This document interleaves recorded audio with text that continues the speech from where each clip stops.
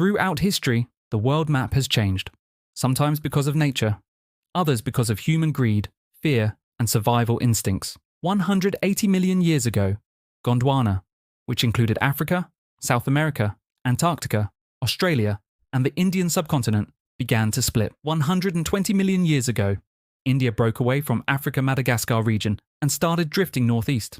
And 80 to 65 million years ago, India was moving incredibly fast for a tectonic plate, about 15 to 20 centimeters per year, heading straight for Asia. 50 million years ago, India collided with the Eurasian plate, starting the uplift of the Himalayas, still growing today. So, Africa and India were once neighbours on Gondwana, but India separated around 120 million years ago and only became modern-day India after colliding with Asia. This is the reason why countries expand and invade. In ancient times, kingdoms didn't just expand for glory. They expanded because not expanding could mean death. If your neighbour had more farmland, more water, more soldiers, you were vulnerable. So out of insecurity, you needed to take action. Like the Vikings that went on raids, did it for very practical reasons. Scandinavia's soil was rocky, the climate was harsh, and farming seasons were short. They needed food, metals, and luxury goods they couldn't easily produce. For the Vikings, silver, gold, and fine goods were a status symbol. Raiding monasteries and towns brought quick, high-value loot. Through this adventure, successful warriors became leaders and gained fame. Now let's be honest. Surviving doesn't automatically mean thriving. To thrive, you need resources, from gold in the Americas to oil in the Middle East. Expansion often follows money. The British Empire didn't just want land. It wanted what the land had to offer. India, spices, textiles, and a huge market for British goods. Africa, gold, diamonds, rubber. Even modern China's expansion isn't done with armies. It's done with infrastructure, buying influence through trade and loans, a different kind of colonization. Sometimes it's not about what you need.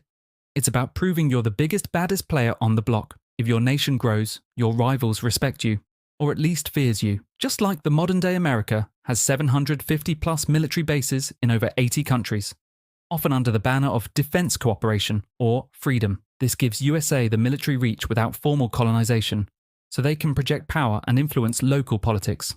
Examples: Iran, 1953, Chile, 1973.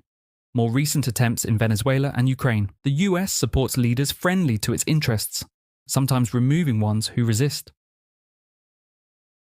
And here's a tricky one: belief. Sometimes leaders expand because in their mind, they're doing the world a favour. The Islamic caliphates expanded to spread Islam.